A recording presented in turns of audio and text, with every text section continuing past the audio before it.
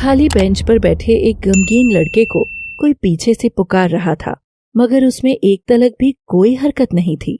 समीर, समीर, मेरा चांद अम्मी से कब तक रूखा रूखा सा रहेगा?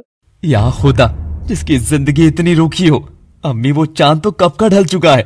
क्यों खोज रही हैं आप मुझे चिरागों में उजाला? क्यों पूछ रहा है मुझसे? तुझे ऐसे देखकर मेरे कलेजे कितनी शूलें चुभती हैं। अंदाजा भी है तुझको?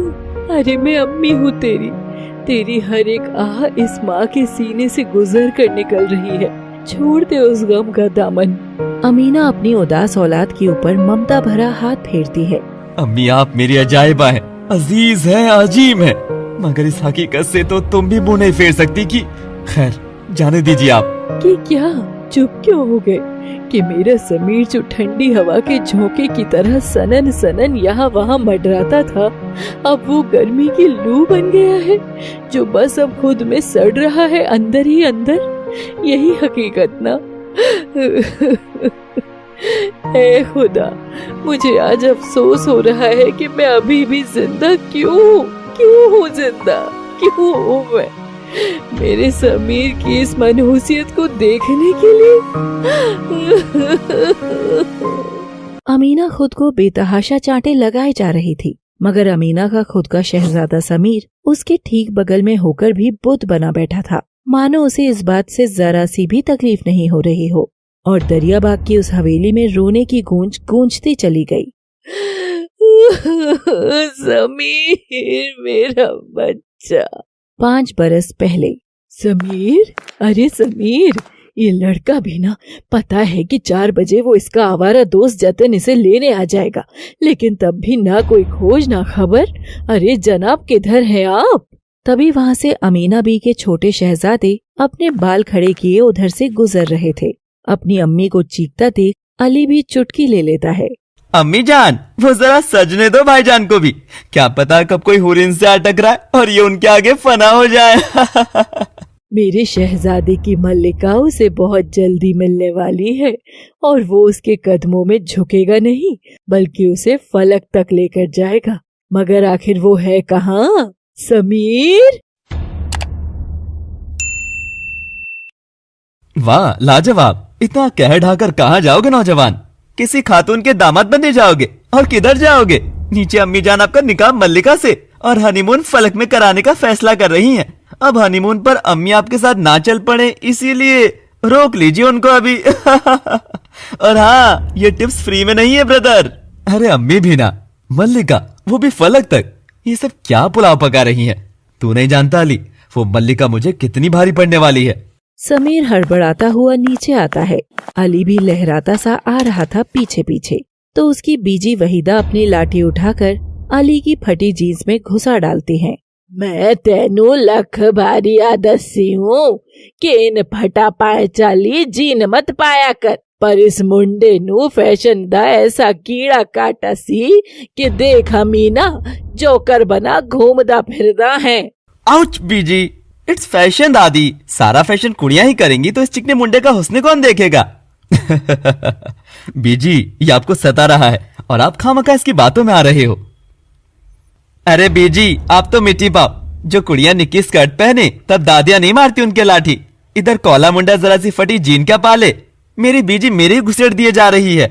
रुक, अभी तुझे बताती हूँ। कुड़ियों की टांगे देखेगा?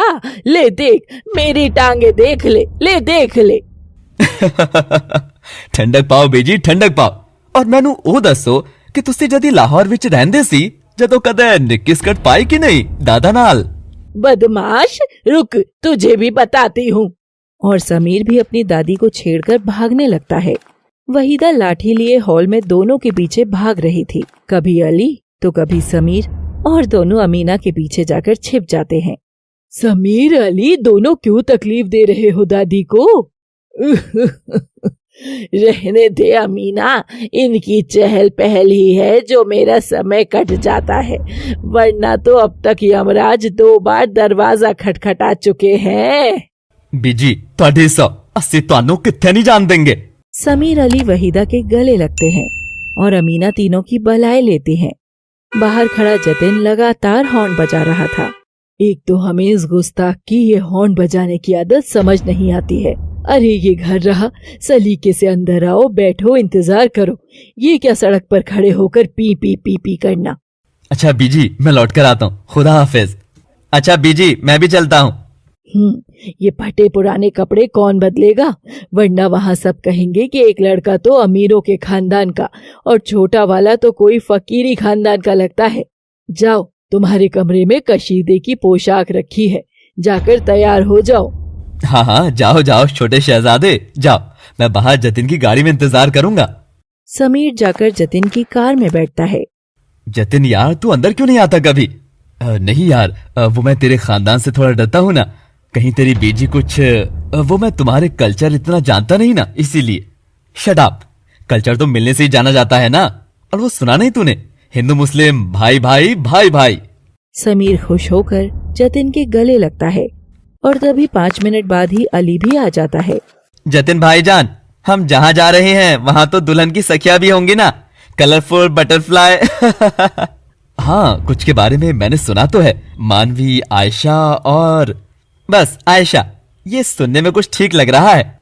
आयला, इसके साथ शायद कुछ बात बने। आयशा, बटरफ्लाई, ये अली भी ना कुछ भी बोलता है। और 3 यार निकल पड़ते हैं जिंदगी का मजा लेने। आप भी जल्दी करो ना, मुझे भी निकाह में शरीक होना है। मैं यहाँ चौकीदारी करने के लिए थोड़ी ना रुकूंगी। तुझ पर वही सूट करता है।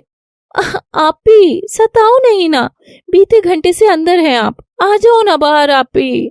और तभी दरवाजा खुलता है और ऊपर से नीचे तक बुर्खा पहने हुए एक लड़की कमरे से बाहर निकलती है। आप भी अब जाओ माय क्यूट लिटिल पपी। कोहराम मचा कर रखती है ये लड़की भी।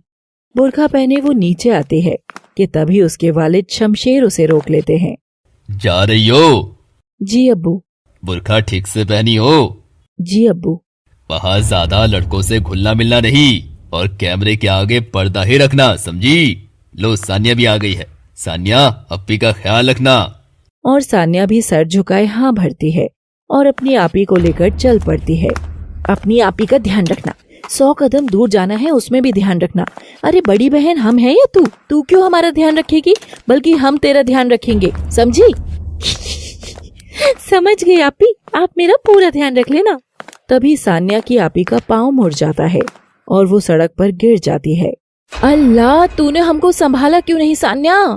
तौबा तौबा, अगर हम ख्याल रखते तो अब्बू की तरह आप भी हम पर ही बरसने लगती। अब बात तो ये तय हुई है ना कि ख्याल तो आप हमारा रखेंगी। और दोनों बहन नोक-झोंक करते हुए आ पहुंचती हैं अपनी दोस्त रेशमा के निकाह में। हम रेशमा को ढूंढते हैं। समीर अली और जतिन के साथ उस कार्यक्रम में शरीक हो चुका था और अली दरवाजे पर खड़ा होकर दोनों का नाम पढ़ता है। रेशमा, जुनैद, वाह, कमाल कमाल कमाल। तभी समीर अली और जतिन को छोड़कर इधर उधर भटकने लगता है कि अचानक से उधर से आ रही बुरखे वाली लड़की आकर समीर से टकराती है। आँखें देखी तो मैं देखता रह गया, जाम दो और दोनों ही दो आतिशा, आँखें नीची हुई तो हया बन गई, आँखें ऊंची हुई तो दुआ बन गई। माफ कीजिएगा, ये कैसे गुस्ताखी है आपकी? समीर घबराकर लड़की को खड़ा कर देता है। आपी कहाँ चली गई थी आप? रेशमा आपी मिल गई हैं, वो बुला रही हैं आपको। और सान्या अपनी आपी को लेकर चली जाती है। रेशमा की दोस्त यानी आयशा। तभी समीर के पीछे से आवाज आती है। Hello, did you just call my name? Sameer पलट कर देखता है तो पीछे हॉट सी साड़ी पहने एक लड़की खड़ी थी। जी, आप कौन? आई एम आयशा, अभी तो मुझे पुकारा तुमने। समीर आयशा को ऊपर से नीचे तक देखता है। इतनी मेकअप भरी सफेदी, आंखें भी कशिश भरी नहीं लग रही हैं। नहीं दीदी, मैंने आपको नहीं बुलाया, वो तो मैं तो बस छीका। दीदी? मैं तुमको दीदी लगती हूँ? अरे आयशा, तुम यहाँ हो हटी, मैं तो तुमको कहाँ नहीं ढूंढ रहा था। इन बोरी अंकल को छोड़ो और मेरे साथ चलो। आयशा अली का अटेंशन पाकर बहुत खुश होती है और वो तो अली के साथ चली जाती है, मगर समीर झोंके की तरह यहाँ वहाँ भटकता हुआ उस बुरखे वाली को ढूंढने लगता है। आपी, आप फिर कमरा पकड़ ली हो? आपी आओ ना बाहर। और तभी दरवाजा खुलता है और सान्या की आपी अपना बुर्खा हटाते हुए हिजाब से खुद बाहर निकलती है तो सान्या उसका ये अवतार देखते रह जाती है। आपी, आपका शरारा डीप बैक और कट स्लीव वाला कब और कैसे बना? सब कैंची का कमाल है मेरी लिटिल पपी। सान्या की आपी बला की खूबसूरत हसीना लग रही थी। वो बाहर महफिल में आती है तो लगता है जैसे मल्लिका हुस्न चल कर आ रही हो। उधर समीर तो अभी भी बुरखे वाली को ही ढूंढ रहा था कि तभी वही बुरखे वाली बिना बुरखे के ही समीर के बगल से निकलती है तो समीर की सांसें महक जाती हैं। खुशबू। रेशमा कलमा पढ़ने के लिए बैठी थी मगर उसकी पक्की सहेली अभी भी उसके पास नहीं थी। सान्या, तेरी आपी है या मधुमक्खी? इतना क्यों उड़ती है वो? उसे पुकारो और कह दो कि उसने यहाँ मेरे करीब तशरीफ नहीं रखी तो उसकी तशरीफ रखने के काबिल मैं छोड़ूंगी नहीं। जी आपी। जन्नत आपी, आप जहाँ कहीं भी हो फौरन दौड़कर रेशमा आपा के पास आए, वरना वो आपकी तशरीफ पर वार करने का मन बना रही है। फिर न कहना मैंने आपका ख्याल नहीं रखा। और सान्या की अनाउंसमेंट सुनकर समीर के कान खड़े हो जाते हैं। अपी, ये तो वही लड़की है जो बुरखे वाली को बुलाकर ले गई थी, यानी वो जो भी थी अब सामने आ जाएगी। समीर भी आगे की ओर बढ़ रहा था कि तभी जन्नत तूफान की तरह दौड़ती आती है और लहर की तरह समीर से जा टकराती है। समीर उसे बाहों में थामे था और दोनों बिना किसी घड़ी के बीतने की परवाह किए एक दूसरे को बस देखते रह गए। कुदरत ने जन्नत समीर को तो मिला दिया है, मगर क्या आप सबको इस कहानी से जोड़ पाएगी जो अब से लगातार आती रहेगी बस आपके लिए। एक नए सफर पर निकले हैं दोस्तों। कहानी भी नई है, अंदाज भी नया, बस आप सबका आगाज बाकी है। तो देखते रहिए तेरे बिन, केवल लव सिटी पर। Thanks for watching. Please do like, share, subscribe and comment your views also. जन्नत समीर की बाहों में थी और दोनों की निगाहें एक दूजे की निगाहों में अलमस्त थी। महफिल में शरीक लोग बागों की नजर भी उन दोनों पर थी। तभी जन्नत के कानों में लोगों की खुसर फुसर जा पड़ती है और वो सक पकाकर समीर से दूर हटना चाहती है, मगर समीर की पकड़ जन्नत की कमर पर इतनी मजबूत थी कि वो हिल भी नहीं पा रही थी। अम्मी जान ठीक कह रही थी कि आज उनका शहजादा मल्लिका हुस्न से मिलने वाला है। जनाब, अब ज़ादे तो है मगर शहजादे नहीं, दूसरी किस्म के ज़ादे। अरे छोड़िए हमें, छोड़िए ना। ओह माफ कीजिएगा, मैंने ध्यान नहीं दिया कि मैंने आपको इतनी कसकर पकड़ रखा है। आप ठीक तो है ना? जन्नत खड़ी होकर खुद को संभालती है। हमारा छोड़िए जनाब, आप खुद का ख्याल रखिए, हमें तो घायल आप लग रहे हैं।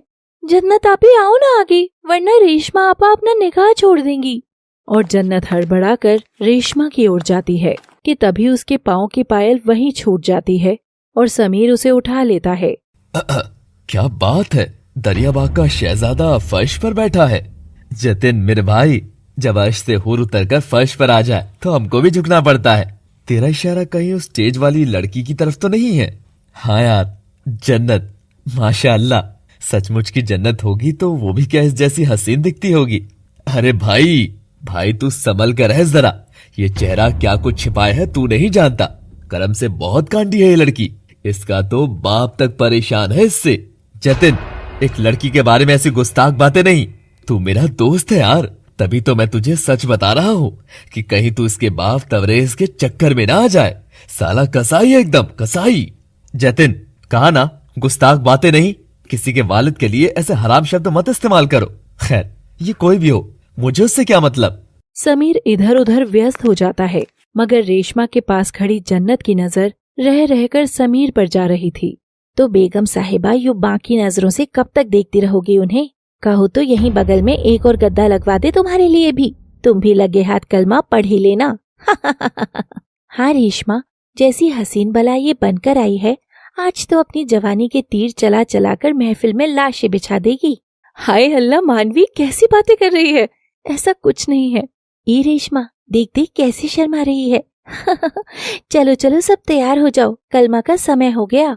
रेशमा के सामने जुनैद आकर बैठ जाता है और फूलों के पर्दे के दोनों ओर बैठे रेशमा और जुनैद के ठीक पीछे एक और जन्नत खड़ी थी और एक और समीर। दोनों चोर निगाहों से एक दूसरे को तक रहे थे। क्या आपको ये निकाह कबूल है? कबूल है, कबूल है, कबूल है।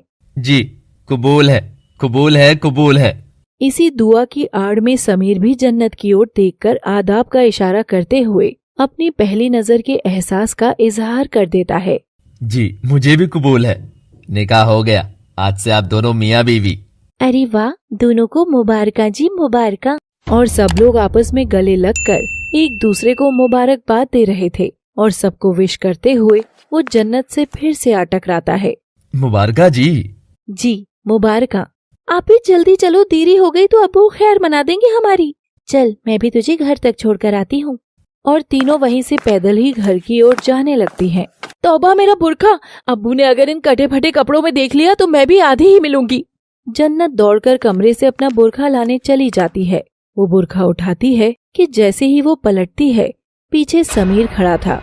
उसके हाथ में जन्नत की पायल थी। अचानक कमरे का दरवाजा कोई बंद करके बाहर लॉक कर देता है और जन्नत घबरा जाती है। कौन गुस्ताख दरवाजा बंद कर गया? अरे खोलो, अभी हम अंदर ही हैं। और फिर अचानक कमरे की बत्ती भी गुल हो जाती है। जन्नत घबराकर चीखते हुए समीर के करीब चली जाती है। बचाओ, वो हमें अंधेरे से बहुत डर लगता है। डर की कोई बात नहीं है ना, मैं हूं ना यहाँ पर। जी हमें आपसे भी डर लग रहा है। भाईजान सब ठीक तो चल रहा है ना? मजे करो, अब जब तक हम दरवाजा ना खोल दें। लड़की पर अपने अंदर का सारा इश्क डाल देना। बाहर खड़े जुनैद, अली और जतिन समीर को जानबूझकर कमरे में बंद कर दिए थे। ये अच्छा किया यार तूने अली, अब इसी बहाने तेरा भाई किसी लड़की के करीब तो जाएगा, वरना बाहर तो वो उस हिटलर तवरेज की बेटी जन्नत के चक्कर में फंस रहा था। नहीं, आयशा ओपन माइंडेड लड़की है, वो उसके साथ एंजॉय कर सकेगा। तभी अली के कंधे पर एक हाथ आता है और वो पलट कर देखता है तो आयशा तो उसके पीछे खड़ी थी। क्या डिस्कशन चल रही है guys? Where is the party tonight? Come on Ali, tell me. ये it's the time for disco. जिसको मैं मिलूंगी वो रुको, बाकी सभी यहाँ से खिसको। आयशा झूमती हुई वहाँ से चली जाती है और अली तो अपना सिर ही पकड़ लेता है। भाई अली, अगर आयशा बाहर है तो अंदर कौन है? जन्नत घबराकर समीर के सीने से लगी थी, मगर तभी वो अली की सारी बातें सुन लेती है और वो समीर को जोर से धकेलती है। ओह, तो ये सब किया कराया आप सबका था? जन्नत मेरी बात तो सुनो। खबरदार, जो एक कदम भी आगे बढ़ाया तो। अरे खुद को आदम कहते हुए शर्म नहीं आ रही क्या आप सबको, जो एक लड़की से जोर जबरदस्ती करने के लिए ये रास्ता अपनाया है? लड़की हासिल ना हो तो उसकी आबरू हासिल कर लो, है ना? कि आपके वालिदैन ने यही सिखाया आपको? बस एकदम, अब एक भी लफ्ज नहीं। समीर जन्नत के करीब जाकर उसकी कमर कसके जकड़ लेता है और दोनों के बीच लाइटर जलाता है। समीर की आंखों में जन्नत को हो रही गलतफहमी का क्रोध था। बस चुप एकदम, तुम समझती क्या हो खुद को? कोई हूर हो कहेगी? और क्या मैं तुमको आवारा लगता हूँ, आबरू का लुटेरा लगता हूँ? वो मैं कुछ नहीं बोलोगी तुम, एक भी लफ्ज नहीं। बोल दिया तुमने जो बोलना था तुमको। अम्मी अब्बू के बारे में मैं एक लफ्ज भी नहीं सुन सकता, समझी? अब सुनो, ये रही तुम्हारी पायल जो तुम बाहर छोड़ आई थी, सोचा तुम्हें लौटा देता हूँ। खामखा परेशान होती रहोगी, क्या पता तुम्हारे लिए बहुत कीमती हो। बस आगे की कहानी में ये दरवाजा कैसे बंद हुआ, या बत्ती कैसे गई, या वो मेरा छोटा भाई क्या बकवास कर रहा था, मैं इसके बारे में कुछ नहीं जानता। बच्चा है वो, कुछ मस्ती कर रहा होगा। और जन्नत की आंखों में इस बदसलूकी का क्रोध था। समीर अपनी बात कहकर जन्नत के मुंह से हाथ हटा लेता है।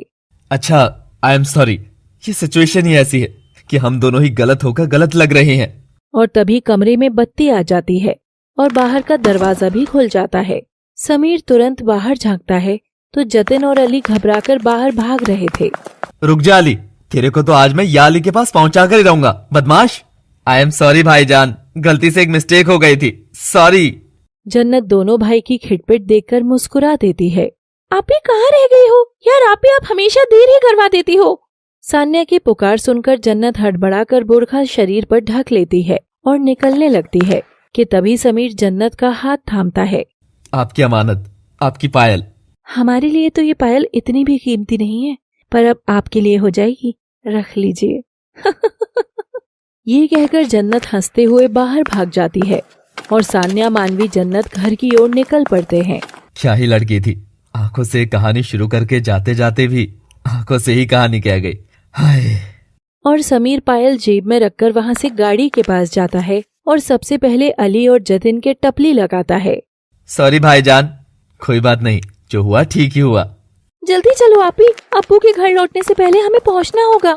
रुक जा लड़की, तेरी आपी के जरा पाँव भारी हो गए हैं। या अल्लाह, कैसे? अब्बू तो अब हम दोनों को ही जिंदा नहीं छोड़ेंगे। धत, वो वाले पाँव भारी नहीं, मेरा मतलब है मैडम पर अब इश्क का खुमार चढ़ रहा है, तो अभी पाँव तक चढ़ गया है, तो इसलिए पाँव भारी है। क्यों मैडम? चुप कर, कुछ भी बोल रही है। हाँ हाँ, मैंने कब कहा ऐसा है या वैसा, पर सोच ले, इसमें कोई बुराई भी नहीं है। बस ये दो भाई हैं, दरियाबाग की हवेली के नवाब हैं दोनों, अमीर बिगड़े शहजादे। तो तू भी कर लेना निकाह के बाद थोड़ी नवाबी। सानिया, तू कान बंद कर ले और मानवी की बात पर गौर मत फरमा, ये तो पागल है। जन्नत ऊपर ऊपर से दिखा तो रही थी कि जैसे उसे कोई रुचि नहीं है, मगर वो अंदर से बहुत खुश लग रही थी। और मानवी दोनों को घर के बाहर छोड़कर चली जाती है। अभी तक अब्बू नहीं आए थे, तो दोनों बहनें जाकर कपड़े बदलकर सामान्य पोशाक में आ जाती हैं और अब्बू के आने से पहले ही घर के कामों में लग जाती हैं। जन्नत बर्तन रगड़ रही थी और मुस्कुरा रही थी। अचानक उसे लगता है जैसे बर्तन साफ करते हुए किसी ने उसका हाथ पकड़ लिया। वो देखती है तो वो समीर था। क्या कर रहे हैं आप? छोड़िए हमारा हाथ। कांच के बर्तन को लोहे के मुंजे से नहीं मांजते। क्या? ये आप कैसी बातें कर रहे हैं? वही जो तुझे सुन रहा है। क्या खो रही है आज तू? सारे बर्तनों में खरोंचे कर दी। और एकदम से जन्नत के ख्यालों वाला समीर तो उसकी अम्मी जुबैदा में बदल जाता है। नहीं अम्मी, कहीं नहीं, अब बस थोड़ी थकान की वजह से ख्याल नहीं रहा। मेरी जन्नत बहुत थक गई, जा पुत्र आराम कर ले, जा। तभी जन्नत का कड़क बाप परवेज आ जाता है। पुत्र, तेरे दो बेटियां हैं जुबैदा, पुत्र नहीं। और ऐसा क्या कर लिया जो थक गई है? घर के कामकाज तो थकने पर भी औरत को करने आने चाहिए, समझी? चुपचाप काम करती रहो, मैं भी तो कमा कर आता हूँ थका हारा। जी अब्बू। ऐसी तीखी मिर्ची सी जन्नत नजर झुकाकर अब्बू का कहा चुपचाप मान लेती है। दूसरी ओर समीर आज बड़ा खुश था। ये देख अमीना के चेहरे पर भी खुशी आती है। क्या बात है, आज हमारा शहजादा बहुत खुश लग रहा है। बात ही कुछ ऐसी है अम्मी, आप सुनकर हैरान हो जाएंगी। आज मैं किससे मिला हूँ? किससे? मल्लिकाए जन्नत से। वाह, देखा, जब मेरा बेटा शहजादा है तो उसे तो मल्लिका ही रास आएगी, मैं जानती थी। समीर खुश होकर रात भर करवटें बदलता हुआ जन्नत को याद कर रहा था और उसकी पायल से बात कर रहा था। क्यों बस गई हो तुम मेरे दिलो दिमाग में? क्या एक मुलाकात में ही मोहब्बत होना सच बात है? लग रहा है जैसे तेरे बिन सब फीका सा हो।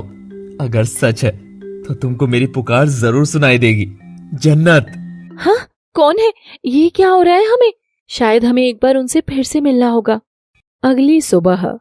समीर, नीचे आइए, आपसे कोई मिलने आया है। कौन है इतनी सुबह सुबह? आपकी मल्लिकाए जन्नत आई है। ये सुनकर समीर तो एक झटके में जाग गया। क्या वो आई है? मैं अभी आया। अरे क्या कर रहा है समीर? पायजामा तो पहन ले। अम्मी आया, मैं अभी आया। देखिए तो क्या समीर और जन्नत की करीबी दो परिवारों की भी करीबी होने जा रही है? जानने के लिए देखते रहिए तेरे बिन कहानी के सभी भाग, केवल लव सिटी पर। Thanks for watching.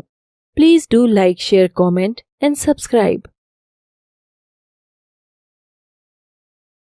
समीर जन्नत का नाम सुनते ही दौड़ा दौड़ा सीढ़ियां उतरने लगता है। अमीना समीर को इतना बेताब होकर आता देखती है तो हंस पड़ती है।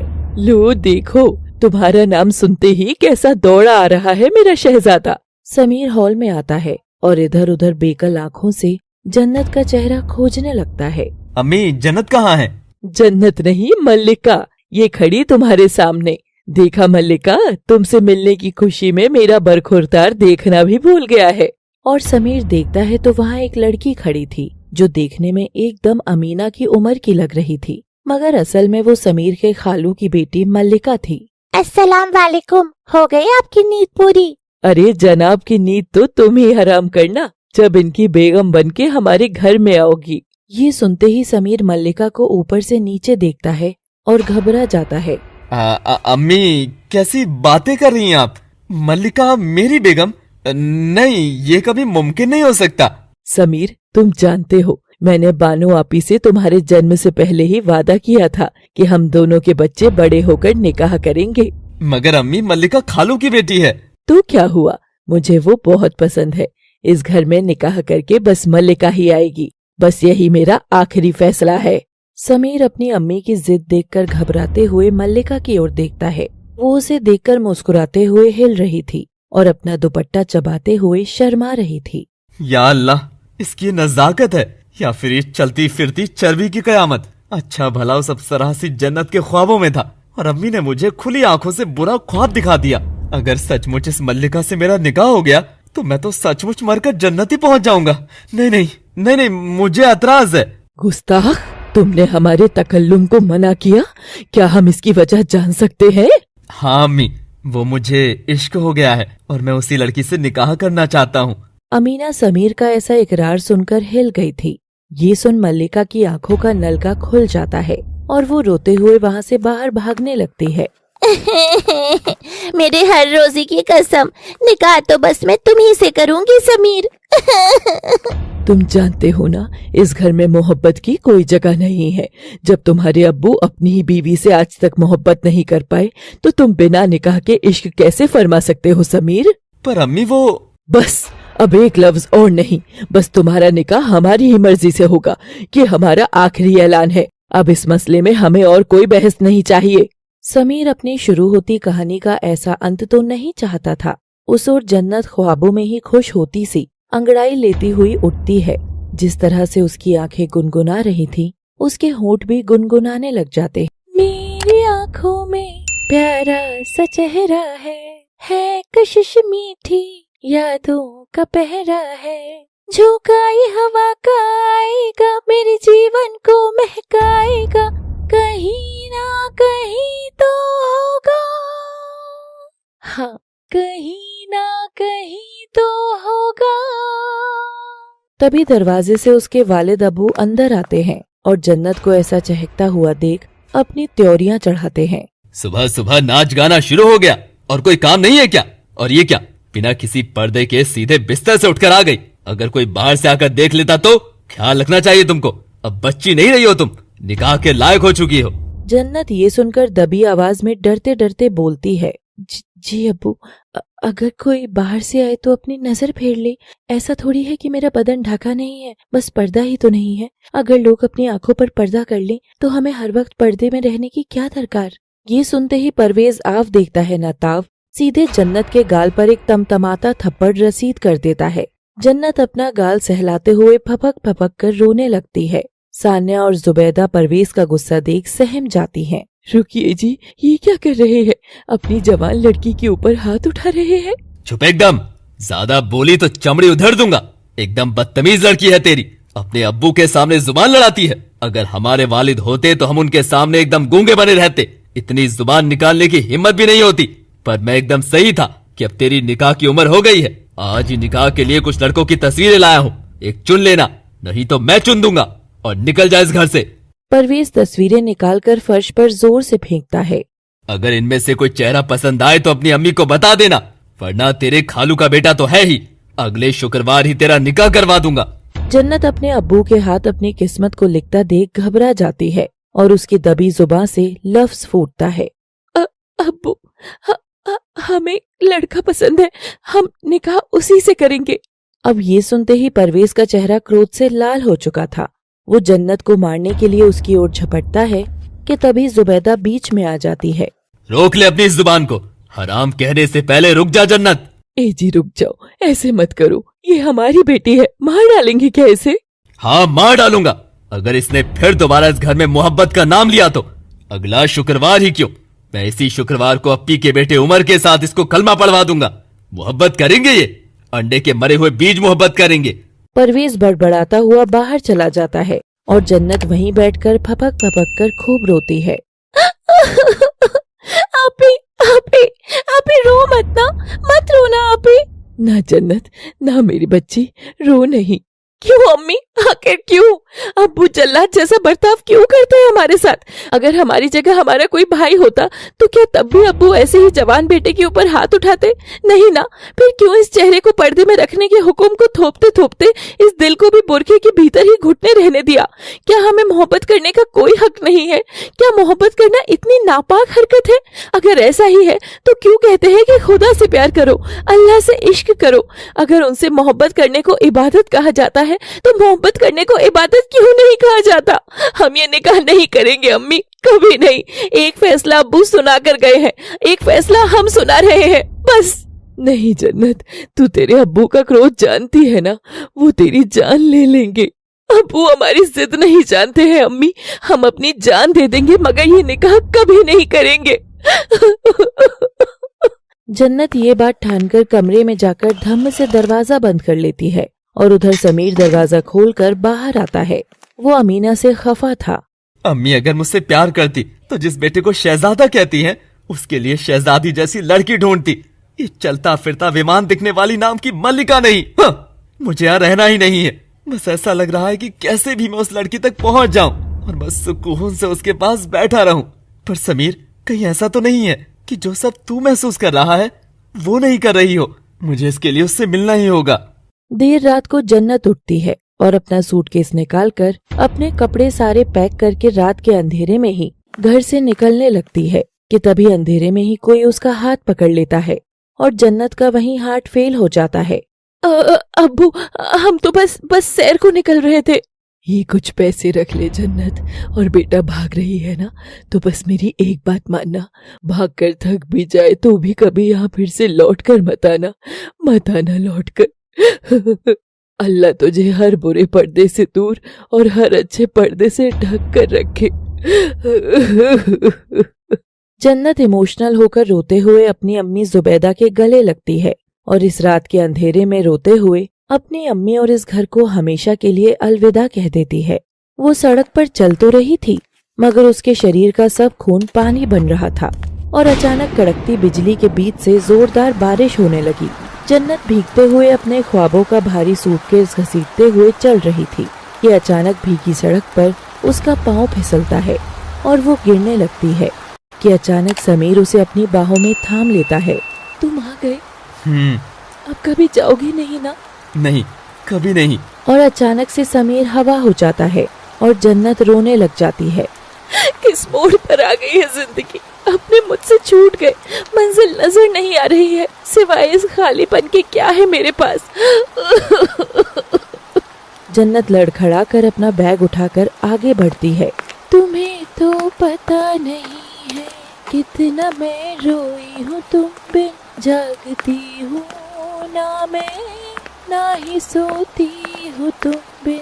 कैसे कहूँ मैं तुमसे, कैसे मैं जी रही हूँ तेरी तस्वीर को पल पल, तेरी तस्वीर को पल पल देखती मैं रहती हूँ।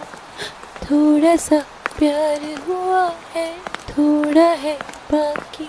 जन्नत अपना दर्द बहाते हुए चल रही थी कि तभी उसे समीर नजर आता है और वो अपने आंसू पोंछकर उसके पास जाती है और उसके सीने पर थप्पड़ मारने लगती है। क्यों मिले तुम मुझे ना मिले होते तो कितनी आसान जिंदगी रहती। ना मैं कभी ख्वाब ही देख पाती, ना मैं तुम्हारा होने की जिद करती, ना ही मेरा घर छूटता, ना ही अब्बू मुझसे रूठते। सब तुम्हारी वजह से हुआ। क्या ये सब सिर्फ मुझे ही कबूल है? क्या तुम्हें मैं कबूल नहीं हूँ? हाँ, कबूल हो मुझे तुम, कबूल हो, कबूल हो, कबूल हो। और समीर ये कहकर जन्नत का गाल चूमता है। उसके होठों की छुअन लगते ही जन्नत को होश आता है कि ये समीर कोई ख्याल नहीं बल्कि असल में यहाँ उसके साथ दर्द की बारिश में भीग रहा था। तुम यहाँ? मगर कैसे? देर रात को अमीना के घर की घंटी बजती है और वो अपनी आंखें मसलते हुए दरवाजा खोलती है। सामने जन्नत और समीर खड़े थे। दोनों ने निकाह कर लिया था। ये देखकर अमीना का जिगर हलक तक आ गया था। आखिर जन्नत और समीर एक हो ही गए, मगर क्या ये एक फैसला एक बड़े रिश्ते में भी बदल सकेगा? इसके आगे की जर्नी देखने के लिए आपको देखते रहना होगा तेरे बिन कहानी, केवल लव सिटी पर। तो जुड़े रहिए हमारे चैनल लव सिटी से। Thanks for watching. Please do like, share, subscribe and comment your favorite scene. कुछ देर पहले जन्नत की जिंदगी उसके उसूलों से उतरकर सड़क पर आ गिरी थी और वो वहाँ रो रही थी कि तभी समीर भी उसे ढूंढता हुआ आ जाता है। जन्नत, या अल्लाह, ये किस हाल में हो तुम? जिसके वालिद ही उसे ठुकरा दे वो दर दर की ठोकरें ही खाती रह जाती है। किस दर जाएं अब हम? जी तो करता है यहीं से कूदकर अपनी जान दे दूं। जन्नत, नहीं नहीं, ये कैसा बचपना है? संभालो खुद को। संभाल ही तो रही थी बचपन से। जब अब्बू को अम्मी से उनका बेटा नसीब नहीं हुआ तो शहजादे के मोह में उन्होंने अपनी दोनों बेटियों को नामुरादजादी ही कह दे दिया। और कैसे संभालूं खुद को? अब हम थक गए हैं समीर, हम थक गए हैं। अब इस शरीर में और जान बाकी नहीं है, हम थक गए हैं। अम्मा, अम्मा, अब्बू, इतनी बुरी लगते थे क्या हम, जो ईद के बकरे की तरह कसाई के घर में हमारा निकाह तय कराए? समीर जन्नत की इस हालत को देख तड़प उठता है।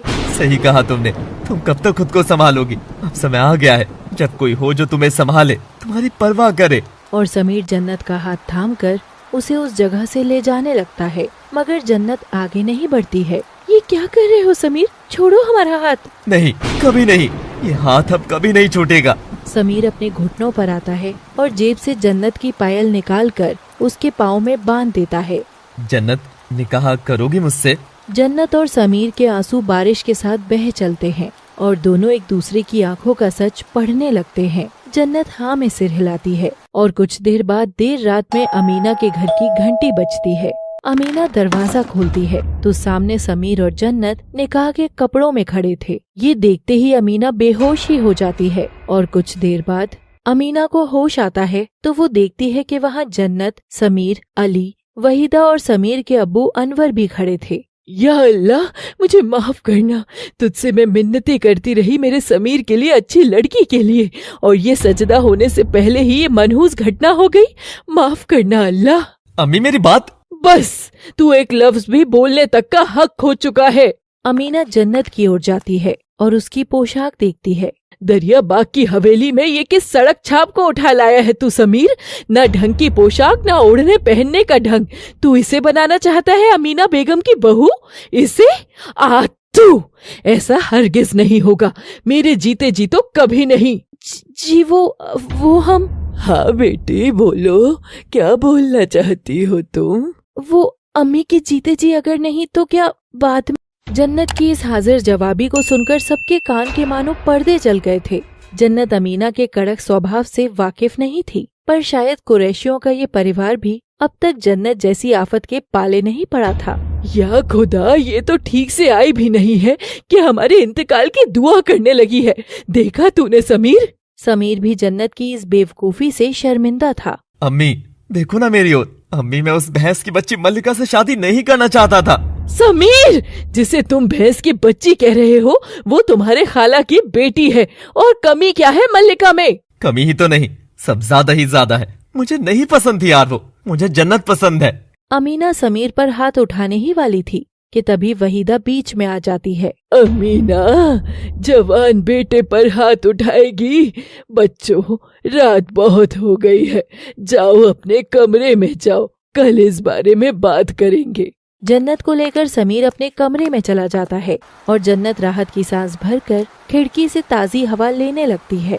तभी बारिश के कुछ छींटे उसके चेहरे पर आ लगते हैं और वो मचल उठती है। समीर चोर निगाहों से जन्नत का बालपन देख रहा था। अल्लाह, इतने ड्रामे की तो हमको खूब उम्मीद थी, पर कम से कम अब्बू के उस जेल से तो ये बेहतर है। ऊपर से समीर है यहाँ, उसके साथ सब महफूज होगा। तो एक झटके में जन्नत से बेगम जन्नत बन गई तू। कहीं ना कहीं तो होगा करते करते दरिया बाग में मिल गया वो। जन्नत अपनी किस्मत को खैर मनाते हुए अपने हाथ से बाल झटक कर सुखा रही थी कि तभी उसे ध्यान आता है कि उसके ठीक पीछे समीर खड़ा है और बाल उसके चेहरे पर जा लगते हैं। अब वो माफ करना, हमारी निगाह आप पर पड़ी नहीं। माफ तो नहीं करना चाहिए वैसे तुमको, जो सच में अब तक तुम्हारी निगाह हम पर नहीं पड़ी थी। कौन सी जन्नत में रहती थी तुम मल्लिकाए जन्नत? समीर, ये सब अचानक से हुआ तो हम भी नहीं समझ पा रहे, और इतना बड़ा बदलाव, हम आज से मियाँ बीवी हैं। ये कोई ख्वाब है या हकीकत का साया? अब बेगम साहिबा अपने दिमाग के घोड़ों को थोड़ी शांति दीजिए और चलिए बिस्तर में, रात काफी हो गई है। क्या बिस्तर में? या अल्लाह, ये सब भी करना होगा? चिल रहो लड़की, तुम घबराती ही बहुत हो। वैसे तो अच्छों की अकेले ही छुट्टी कर सकती हो, लेकिन ना जाने मोहब्बत में पड़ने के बाद सुंदर लड़कियां अक्सर नाजुक कलियों में बदल जाती हैं। अरे बाबा, तुम इस कोने में रहना, मैं बिस्तर के इस कोने में, और बीच में रहेगी ढेर सारे तकियों की दीवार। अब खुश? और जन्नत और समीर तकिए की आड़ लगाकर सो जाते हैं। अगली सुबह थी। घर के शोर से जन्नत की आँख खुलती है। या अल्लाह, सुबह के 7 ही बजे हैं और ये सुअर की तरह घर में किसी ने रेंकना शुरू कर दिया। जन्नत का कमरा ऊपर की मंजिल पर था। वो ऊपर से ही खड़ी देखती है तो नीचे तो कल रात की बड़ी फिल्म चल रही थी। दरवाजे से मल्लिका काले रंग के कपड़े पहनकर अंदर आ रही थी और छाती पीटकर विलाप मचा रही थी। मुझे माफ कर दो खाला, मुझे भी मार डालो। मल्लिका, मेरी बच्ची ऐसा विलाप क्यों? एक बेवा इस विलाप के सिवा और कर भी क्या सकती है? बेवा? ओए, तू विधवा कदों हो गई? दसो, मल्लिका ने निकाह कर रखा था, मन ने कोई दस्या ही नहीं। अरे पुत्र, दादी नू तो दस देती। बताओ भला मैं क्या एक लड्डू से ज्यादा खा लेती? अमीना वहीदा की कॉमिक टाइमिंग को घूर कर देखती है। हया, मल्लिका के लिए पानी लेकर आना। और मल्लिका पानी पीकर फिर से रोना शुरू करती है। खाला, मेरा समीर मुझे छोड़कर चला गया, मैं तो विधवा हो गई। जुबान संभाल ले मल्लिका, बेवा वो होती है जिसका शौहर मर जाता है और समीर जिंदा है, और वैसे वो तेरा शौहर कब बना? खाला, बीजी मुझसे ऐसे क्यों बात कर रही है? जन्नत आज का तमाशा देख हंस ही रही थी कि तभी समीर जाग जाता है और अंगड़ाई लेता हुआ जन्नत के पास आता है। Good morning. क्या चल रहा है सुबह सुबह? कुछ नहीं, बस अपनी सौतन को तुम्हारे नाम की बेवा होते देख रहे हैं। क्या मैं भी तो देखूं? हे खुदा, ये भैंस की बच्ची सुबह सुबह ही आ गई। By the way, body shaming is not good manners Sameer. अरे जाओ जाओ, मैं तो बोलूंगा। जन्नत हंसते हुए तभी देखती है कि मल्लिका की आंख तो आंख, नाक से भी पानी बहने लगता है और वो हाथ से साफ करके अपने कपड़ों से पोंछ देती है। You, how cross! इसे देखकर तो लगता है ये तुम्हारे लिए एकदम परफेक्ट थी समीर। कहाँ तुम हमारे जैसी के चक्कर में पड़ गए, जब असली मल्लिका तो वहाँ तुम्हारी राह देख रही थी। देखो, राहों में उसने अपनी आंख नाक सबका पानी बिछा रखा होगा। जन्नत की बच्ची कुछ ज्यादा ही नहीं खिलखिला रही हो तुम, हाँ? समीर जन्नत की कलाई को मरोड़कर पीछे ले जाता है और दोनों एक दूसरे की आंखों में डूब से जाते हैं। हाँ समीर, छोड़ो हमारा हाथ। हाँ, बोला था ना कि हाथ तो अब मैं कभी नहीं छोड़ूंगा। अम्मी, मुझे उनसे मिलना है अम्मी, अपने शौहर से मिलना है। मुझे पूछना है कि आखिर इस मल्लिका में क्या कमी थी जो उसने मुझे इतना बड़ा धोखा दिया। मेरे पास क्या लड़कों की कमी थी, लेकिन हमेशा खुद को बस उनके लिए बचाया हुआ था। मेरा शौहर कहाँ है अम्मी? अब जन्नत को मल्लिका की इस नौटंकी पर कसकर क्रोध आ जाता है और वो जोश में आकर अपनी बाजुएं चढ़ाकर सीढ़ियां नीचे उतरती है। ए लड़की, क्या तमाशा मचाई है? मेरा शौहर कर रही है। कहाँ से हो गया समीर तेरा शौहर? तुझे समझ नहीं आ रहा कि वो तुझसे प्यार नहीं करता है और तू है कि बस चिपके ही जा रही है। उसने हमसे निकाह किया है, हम है उनकी बेगम जन्नत। अम्मी जान, ये गुस्ताख क्या बोल रही है? गुस्ताख होगी तू, तेरा खानदान, तेरे अड़ोसी पड़ोसी। ए लड़की, बस चुप। हमारे परिवार के मसलों में दखल देने वाली तू होती कौन है? या अल्लाह, मारे गए, मुझसे ये सब नहीं देखा जाएगा। और समीर तो पतली गली पकड़कर चुपचाप वहाँ से कमरे में लौटकर चादर तान लेता है। जब कोई हालात संभाले नहीं जा सके तो ऐसे चादर तान कर सो जाना चाहिए। क्या बोलती पब्लिक? अम्मी, आप मुझे संभालने दीजिए। हाँ, भैंस की बच्ची, ये सुअर की तरह रेंकती रहेगी तो वो लड़कों की लाइन के सब लोग भाग जाएंगे। इसलिए अपने इस नाटक को यहीं रोककर ये बात भेजे में घुसा ले कि समीर मेरा शौहर, सिर्फ मेरा, समझी? अम्मी बहुत बेशर्म है तू। पहले खाला खाला करते अम्मी पर आ गई और अम्मी से अम्मी जान पर। चिपकना तो कोई तुझसे सीखे। निकल हमारे घर से, चल। और हिटलर जन्नत मल्लिका का हाथ पकड़कर खींच रही थी, मगर भारी मल्लिका हिलने का नाम तक नहीं ले रही थी कि तभी अमीना ने आकर जन्नत का हाथ पकड़ा और उसे एक जोरदार तमाचा जड़ दिया। जन्नत तो एकदम से सुन्ना गई थी। गुस्ताखी पर गुस्ताखी, एक हद होती है बदसलूकी की। कैसी जुबान रखती हो तुम? कौन खानदान से हो तुम? हरकतों से तो कोई बदजात ही लगती हो और उंगली उठा रही हो मल्लिका के खानदान पर। अरे हमारी आपी की बेटी है ये, और तुमसे तो बहुत ऊंचा खानदान है इसका। जन्नत की आंखों से आंसुओं का झरना बह चला था। वो झांक कर ऊपर देखती है तो वहाँ समीर था ही नहीं। जन्नत मल्लिका से दूर हटकर खड़ी हो जाती है। तभी अमीना की नजर जन्नत पर पड़ती है और वो उसे घूरने लगती है। पर्दा कहाँ है तुम्हारा? कहाँ है पर्दा? अपना नंगा गला लेकर तुम नीचे तक आ गई। तुम्हारी हिम्मत कैसे हुई? क्या वालिदैन ने इतना भी नहीं सिखाया कि बिना पर्दे के बाहर निकलना औरत के लिए हराम होता है? कहाँ है पर्दा? कुछ पूछ रही हूँ मैं, जवाब दो। कहाँ है पर्दा? वहीदा भी लाठी दो अपनी। आज नई बहू का स्वागत तो मैं करती हूँ। अमीना की दहाड़ सुनकर जन्नत एकदम से कांप उठती है। देखिए, क्या जन्नत अमीना के क्रोध से बच पाएगी? क्या समीर उसे बचा लेगा? जानने के लिए देखते रहिए तेरे बिन कहानी का अगला भाग, केवल लव सिटी पर। Thanks for watching. Please do like, share, subscribe and lovely comments also.